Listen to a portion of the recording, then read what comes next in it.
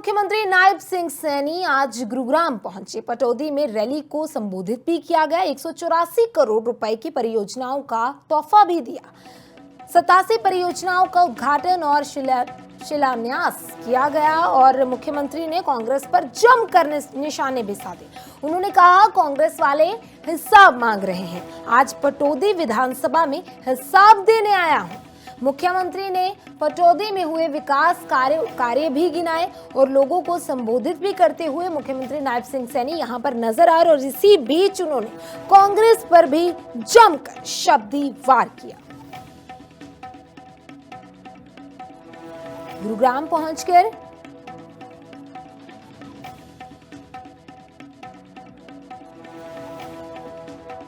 24 का चुनाव है। हर पटौदी से एक मजबूत कमल का फूल। अभी कुछ दिन पहले आपने यहां से लोकसभा में कमल का फूल खिला करके दुनिया के सबसे लोकप्रिय नेता, भारत के यशस्वी प्रधानमंत्री नरेंद्र मोदी जी को तीसरी बार प्रधानमंत्री बनाने का काम किया। इसके लिए आप सबको बहुत बहुत बधाई देता हूं। मुझे ये खुशी है बताते हुए आप लोगों के बीच में कि आज पटौदी विधानसभा के लिए जो 184 करोड़ रुपए की 87 परियोजनाओं के उद्घाटन और शिलान्यास करने का आज मुझे मौका मिला है। मैं इसके लिए पटौदी के लोगों का बहुत बहुत धन्यवाद करता हूं।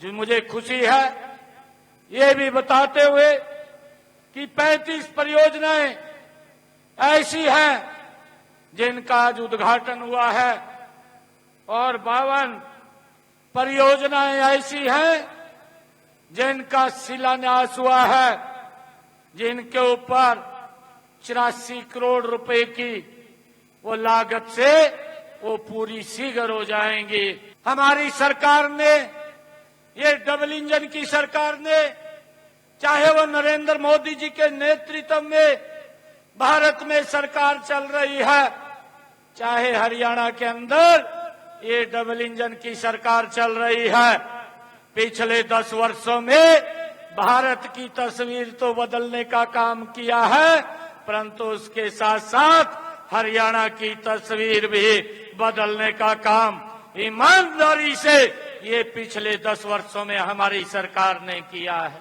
भाइयों, इस बात को हमने समझना है कि अगर हम पिछले 10 वर्षों का कार्यकाल देखें और उससे पिछले 10 वर्षों का देखें जो कांग्रेस के समय का रहा है, भाइयों, जमीन आसमान का अंतर वो नजर आता है।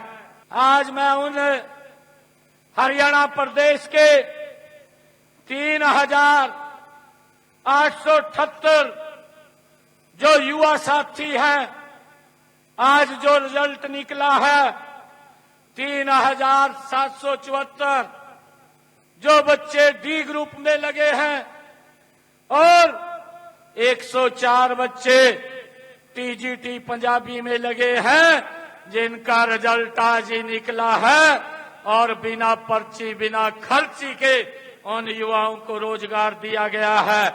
मैं उन सब बच्चों को, उनके मां बाप को मैं बहुत बहुत बधाई भी देना चाहूंगा।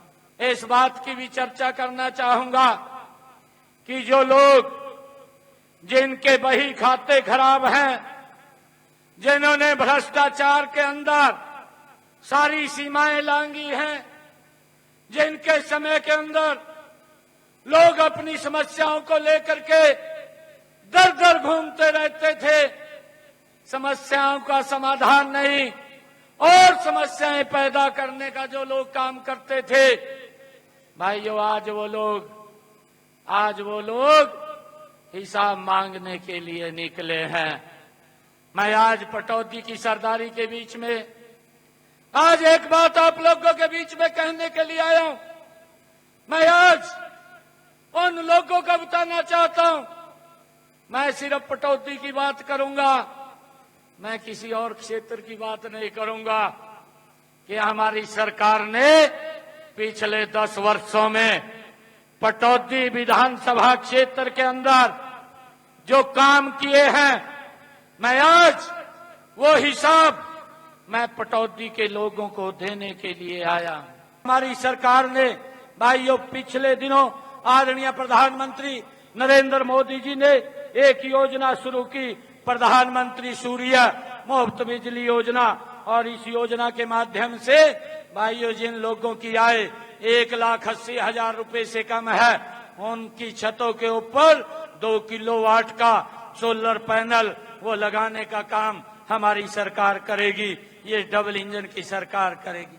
भाइयों उसके ऊपर 1 लाख रुपए का खर्च आता है और उस खर्चे का वहन भाइयों आदरणीय प्रधानमंत्री जी ने ये संकल्प लिया है कि 60,000 रुपया केंद्र सरकार देगी और 40,000 रुपया हमारी हरियाणा सरकार देगी और उनके घरों के ऊपर ये 2 किलोवाट का सोलर पैनल लगेगा, जिससे उनका बिजली का बिल 0 हो जाएगा, कोई भी बिल नहीं आएगा। ये निर्णय ये हमारी सरकार ने किया है भाइयों, जिससे बिजली की भी बचत होगी, बिजली का भी ज्यादा उत्पादन होगा और हमारा गरीब व्यक्ति अगर बिजली की बचत करेगा, ज्यादा यूनिट अगर ग्रिड को देगा तो ग्रिड उसको एवज में पैसा भी देने का काम करेगा। और हमने ये निर्णय किया क्योंकि जब मैं कुरुक्षेत्र थानेश्वर की विधानसभा की रैली के अंदर गया था तो हमारी सरकार ने ये निर्णय किया था कि हम किसान की सारी फसलें एमएसपी के ऊपर खरीदने का काम करेंगे, क्योंकि हम पहले ही किसान की 14 फसलें एमएसपी पर खरीद रहे थे। परंतु अब हमने 100% किसान की फसल एमएसपी पर खरीदने का निर्णय, ये देश के अंदर पहला हरियाणा ऐसा राज्य है जो हमारी सरकार ने किया है।